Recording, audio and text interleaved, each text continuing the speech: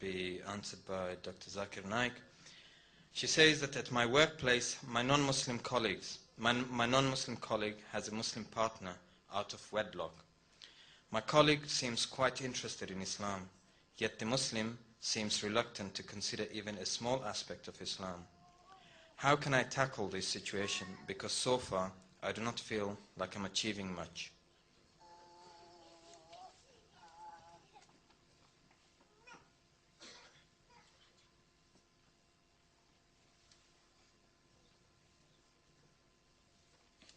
Just repeat the question. At my workplace, my non-Muslim colleague has a Muslim partner out of wedlock. My colleague seems quite interested in Islam, but the Muslim seems reluctant to consider even a small aspect of Islam. How can I tackle with the situation? Because so far, I do not feel, since I am achieving that I've achieved anything. Well, what the sister is saying is that she has a friend at work, and the friend has a Muslim partner that they're living together, not married. The partner, the non-Muslim partner, the friend of this sister, she or he is very much interested in Islam, but the Muslim partner is not at all. And she's trying to kind of tackle this issue, but without much success. So she's asking for some advice, some tip. Ensure the two partners, one is Muslim, one non-Muslim, yes, and trying your level best to do dawah with the non-Muslim. Yes. That's fine. As far as doing dawah to non-Muslim is concerned, as it's a similar question asked by several people, it's continuing, that when we do dawah to a non-Muslim, the best is to try and understand what the non-Muslim is interested in. If the non-Muslim is interested in science, talk about science. If they're interested in anything dealing with character, deal with character.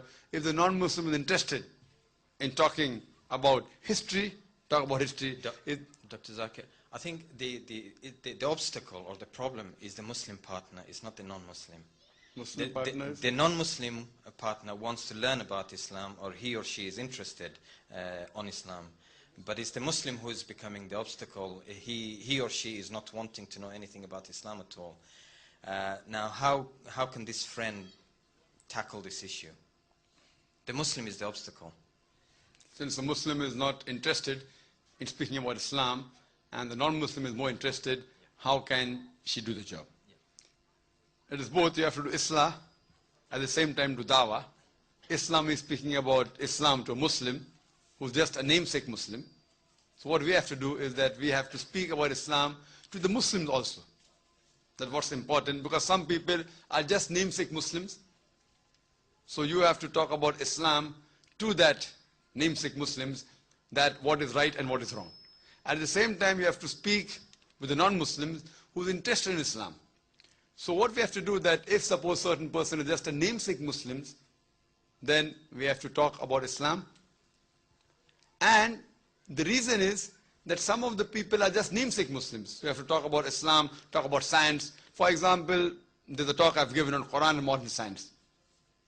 And if we talk about Qur'an and modern science as compared, what is comparable or not comparable, it helps us in conveying the message. Similarly, on the other hand, the Muslim likes Islam, but the Muslim who's a namesake Muslim, he is not too much in favor. So we have to see to it and try and convince them. Convince the Muslim who's a namesake Muslim that dawah is compulsory. And at the same time, convey the non-Muslims and tell the non-Muslims about Islam. What happens that many a times, because these namesake Muslims, they don't know about Islam, they are an obstacle. So we have to do Islah with them.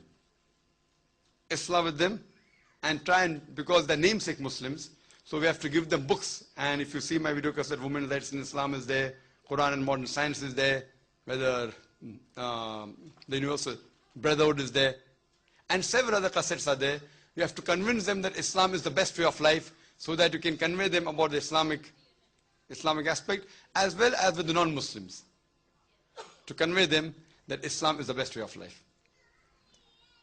Jazakallahu khairan. Before I take a question from the